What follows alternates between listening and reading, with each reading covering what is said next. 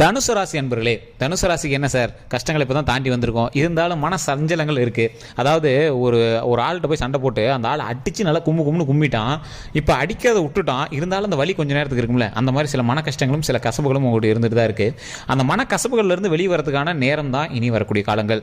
அதாவது அடித்த வழியிலிருந்து கொஞ்சம் எல்லாம் சரியாகி உடம்பு பழைய நிலைமை கொஞ்சம் ஜாலியான பர்சனாக நீங்கள் வெளியே வர போகிறதுக்கான ஒரு முக்கியமான காலகட்டமாக இனி வரக்கூடிய காலகட்டங்கள் இருக்க போகுது. நீங்கள் வணங்க வேண்டிய தெய்வம், நீங்கள் சொல்ல வேண்டிய மந்திரங்களை நான் முன்னாடியே சொல்கிறேன், எளிமையான பரிகாரங்கள் மூலமாகவே உங்களுடைய பிரச்சனைகளை சால்வ் பண்ணிக்கலாம். அதே மாதிரி நீங்கள் இப்போ இருக்கக்கூடிய நேரங்களில் ஒரு வளர்ச்சிக்கான நேரம் தான், இருந்தாலும் சின்ன சின்ன தடைகள் இருக்குது. அந்த தடைகளை நிவர்த்தி பண்ணுவதற்கான சில பரிகாரம் நான் சொல்கிறேன். ஸோ வீடியோ ஸ்கிப் பண்ணாமல் பாருங்கள். அதற்கு முன்னாடி நான் சொல்கிற மந்திரத்தை நீங்கள் கண்டிப்பாக நீங்கள் கமெண்ட் செக்ஷனில் 3 டைம் பதிவிடுங்க. அது மட்டும் இல்லாமல் அதே விஷயத்தை நீங்கள் காலையிலையோ இல்லை பூஜை அறையில் பூஜை பண்ணும்போதோ, இல்லை சார் பூஜை பண்ணலாம் டைமில் சார் அப்படின்னா சூரியனை பார்க்கும்போது இந்த விஷயத்தை கண்டிப்பாக சொல்லுங்கள். ஓம் திரிநேத்ராய நமக, ஓம் திரிநேத்ராய நமக, ஓம் திரிநேத்ராய நமக.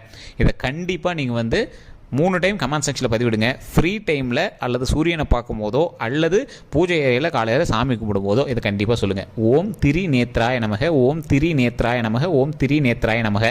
இது என்ன சார், இதனால் என்ன பலன் அப்படிங்கிறது எல்லாமே இந்த வீடியோவில் நான் முழுமையாக சொல்ல போகிறேன். இது எந்த இடத்துல சொன்னால் உங்களுக்கு எந்த வகையான பிரச்சனை சால்வ் ஆகும் அப்படிங்கிறதையும் நான் சொல்கிறேன்.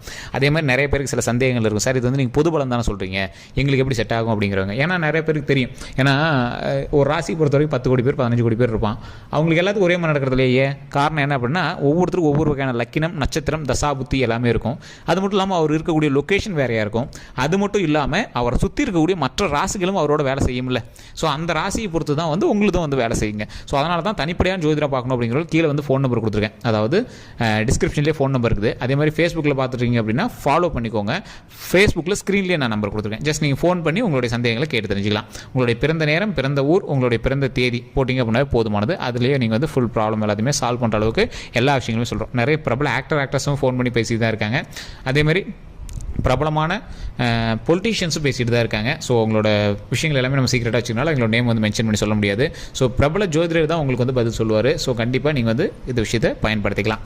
சரி சார், இந்த தனுசு ராசியை பொறுத்த வரைக்கும், தனுசு ராசிக்கு அப்படின்னு ஒரு தனியான ராசி அப்படிங்கிற மாதிரி உங்களுக்குன்னு தனி ஆசைகள் எதுவுமே இருக்காதுங்க. குடும்பம் தான் உங்களோட ஆசை. அக்கா தம்பி, அண்ணன் தங்கச்சி, அதே மாதிரி அக்கா தங்கச்சிங்க. ஸோ இந்த மாதிரி உங்களுடைய ஃபேமிலி தான் உங்களுடைய வாழ்க்கை. அவங்களுக்கு என்ன தேவை, அப்பா அம்மாவுக்கு என்ன தேவை, இதுதான் உங்களோட வாழ்க்கையாக இருந்தது. இத்தனை நாட்கள் அப்படி இருந்தும் உங்களுக்கு அப்படின்னு ஒரு சின்ன சின்ன விஷயங்கள் நீங்கள் செஞ்சுட்டு தான் இருந்திருப்பீங்க. எந்த இடத்துலையும் மனம் தளராத ஒரு ஆட்கள் நீங்கள்.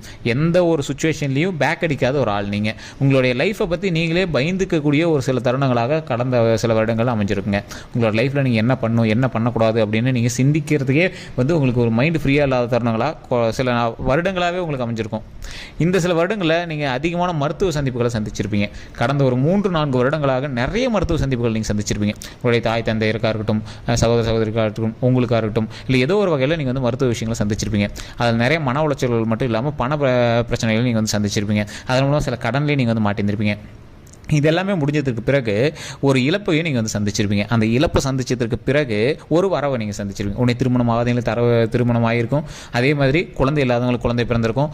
சென்ற வருடம் கரெக்டாக 2024 நீங்கள் கண்டிப்பாக ஏதோ ஒரு விஷயத்துக்காக நீங்கள் ஹாஸ்பிட்டலில் அட்மிட் ஆகிருப்பீங்க. 2 அல்லது 3 நாட்கள் கண்டிப்பாக ஹாஸ்பிட்டலில் இருந்தால் நீங்கள் வந்திருப்பீங்க. அதுவுமே கிட்டத்தட்ட பார்த்தீங்கன்னா 2025 தமிழ் வருடத்தில் கூட வச்சுக்கோங்களேன், 2025 ஏப்ரல் மே வரைக்குமே நீங்கள் இந்த மாதிரி விஷயங்கள் நீங்கள் சந்திச்சிருக்கான காலகட்டங்கள் அதிகமாக இருந்திருக்கும். சார் அது ஒன்றும் பெரிய ப்ராப்ளம் கிடையாது. உங்களுக்கு இனி வரக்கூடிய காலங்கள் மகிழ்ச்சிக்கான நேரம். அதனால் ஒரு சொல்லட்டி விட்டுருச்சு, அந்த அடித்த வலி கொஞ்சம் இருக்குது, அந்த வலி கொஞ்சம் கொஞ்சமாக சரியாக போகுது. அப்போ தான் நான் நீங்கள் சொல்லக்கூடிய விஷயங்களை நான் சொல்லணும் அப்படின்னு சொன்னதுங்க. அதாவது நான் சொல்லக்கூடிய விஷயங்களை நீங்கள் சொல்லணும் அப்படின்னு சொன்னது மாற்றி சொல்லிட்டோம் போல். சரிங்க, அந்த என்ன விஷயம் அப்படின்னா, இந்த திரிநேத்ராய நமக அப்படின்னு சொல்கிறது பார்த்தீங்களா, உங்களுடைய போக்கில் நீங்கள் வாழ்க்கையை வாழும்போது யாரோ ஒருவர் இடையூறு செய்வதாக நீங்கள் பண்ணிகிட்டு இருக்கும்போது யாரோ ஒன்று டைவர்ட் பண்ணி அது எங்கேயோ ஒரு பக்கம் திருப்புது. சார் நான் கரெக்டாக தான் சார் போயிட்டு இருந்தேன், ஆனால் வேறு ஒரு வண்டி இந்த பக்கம் திருப்பினதுனால நான் தேவையில்லாமல் ஸ்டேரிங் வேறு பக்கம் திருப்பி விட்டேன், அதனால் சின்ன சின்ன சிக்கல்களை மாட்டிக்கிட்டேன். அப்படி இருக்கும்போது இப்போ உங்களுடைய இதில் நீங்கள் கரெக்டாக போயிட்டு இருக்கும்போது திடீர்னு யாருக்கோ ஒருத்தருக்கு உங்கள் இதில் சண்டை வருது, பிரச்சனை அது இதெல்லாம் இருக்குது. அது எல்லாமே கொஞ்சம் நாளில் சால்வ் ஆகிடும். இருந்தாலும் உடனடியாக சால்வ் ஆகணும் அப்படிங்கிறது உங்களுடைய நோக்கமாக இருக்கும். ஸோ அந்த மாதிரி காலகட்டங்களில் தான் நீங்கள் இந்த மந்திரத்தை சொல்லணும். ஓம் திரிநேத்ராய நமக, ஓம் திரிநேத்ராய நமக, ஓம் திரிநேத்ராய நமக. இதன் மூலமாக எந்த ஒரு சண்டை சச்சரவும் வீட்டில் இருந்தாலும் அது சரியாகிடும். உடல் ரீதியான பிரச்சனைகள் எதுவும் வராமல் அது சரியாகும். நீங்கள் நினைத்தபடி இப்போ ஒரு தொழில் தொடங்கணும்னு நினைக்கிறீங்க, ஏதோ ஒரு தடங்கள் வருது, அந்த தடங்கள் எல்லாமே சரியாயிடும். எந்த தரங்கள் மூலமாக அந்த தொழிலை வந்து தொடங்கலாம், அந்த மாதிரி வந்து ரெடி ஆகும். அதே மாதிரி நீங்கள் ஏதோ ஒரு விஷயம் வாங்கணும்னு நினைக்கிறீங்க, நிலம் வாங்கணும்னு நினைக்கிறீங்க, வீடு வாங்கணும்னு நினைக்கிறீங்க, கார் வாங்கணும்னு நினைக்கிறீங்க, அந்த மாதிரி விஷயங்கள் எல்லாம் சால்வ் ஆகும். கடந்த ஒரு 6 மாத காலங்களாக நீங்கள் கார் வாங்குறதுக்கான வாய்ப்புகள், வீடு வாங்குறதுக்கான வாய்ப்புகள், நில வளங்கள் வாங்குறதுக்கான வாய்ப்புகள், உங்கள் பெயரில் கிரையம் பண்ணுறதுக்கான வாய்ப்புகள், சில கடன் மூலமாக கூட ஏதோ ஒன்று கடன் வாங்கி தான் வாங்குவாங்க. இப்போ இருக்கக்கூடிய சூழ்நிலையில் எல்லாருமே கடன் வாங்கி தான் வாங்குவாங்க. இல்லை நகை ஆபரணங்கள் அதெல்லாம் வாங்கக்கூடிய நாட்களாக சில வருடங்கள், இந்த முன்னாடி ஒரு 2025லேருந்து இனி வரக்கூடிய காலகட்டங்களில் சில வருடங்களுக்கு உங்களுக்கு பாசிட்டிவாக இருக்குது. அதற்கு மேலே உங்களோட தனிப்படையான ஜாதகத்தை பார்த்து தான் அது எந்த அளவுக்கு அமையுது அப்படிங்கிற சொல்லணும். இப்போ நான் சொல்கிற விஷயமே ஒரு சிலருக்கு பொறுத்து ஒரு சிலருக்கு பொறுத்து, சார் நீங்கள் சொல்கிறது எல்லாம் பொய் சார் அப்படின்னு ஒரு 2 பேர் வந்து நிற்பான்.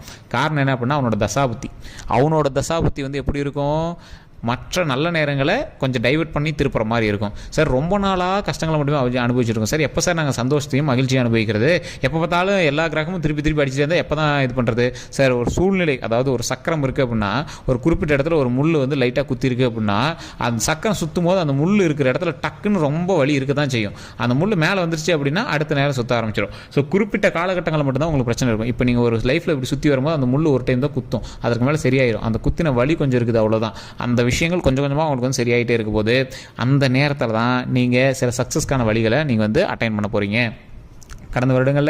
கடந்த ஒரு 2 வருடங்களில் இடமாற்றங்கள் அதிகமாகவே சந்திச்சிருப்பீங்க. உடல் ரீதியான சில உபாதைகளையும் சந்திச்சிருப்பீங்க. நிறைய துரோகங்களை சந்திச்சிருப்பீங்க. நிறைய இடையூறுகள், பிரச்சனைகளை சந்திச்சிருப்பீங்க. நிறைய பேர்த்துட்டு பேச்சுவார்த்தை நிறுத்திருப்பீங்க. குடும்பத்தினர்கிட்ட சண்டைகள் உருவாயிருக்கும்.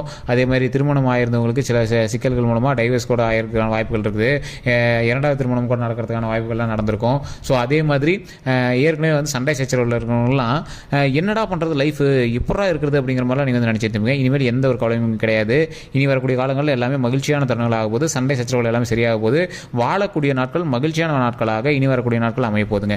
இனிக்கு வரக்கூடிய வாழ்க்கையும் நீண்ட ஆயுளாக வருவதற்கு இறைவனை பிரார்த்தித்தோம் அப்படின்னா கண்டிப்பாக நமக்கு நீண்ட ஆயுள் கண்டிப்பாக கிடைக்கும். ஸோ இதுதான் வந்து தனுசு ராசிக்கு.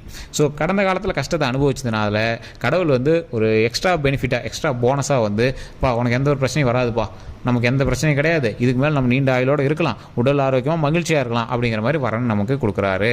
ஸோ அதனால் இறை அருளோடு நாம் வந்து அதை செஞ்சுட்டே வந்தோம் அப்படின்னா கண்டிப்பாக நன்மைகள் நமக்கு 1000 மடங்கு கிடைக்கும்.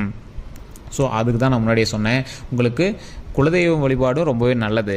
இந்த தனுசு ராசியை பொறுத்தவரைக்கும் குலதெய்வமும் ரொம்பவே ஒரு ஹைலைட்டான ஒரு பர்சன் தான் உங்களோட லைஃப்பில். எல்லா ராசினரும் குலதெய்வம் வந்து ஒரு ஹைலைட்டான பர்சன் தான். ஆனால் இந்த தனுசு ராசியை பொறுத்தவரைக்கும் இன்னும் கொஞ்சம் ஹைலைட் அப்படின்னே சொல்லலாம்.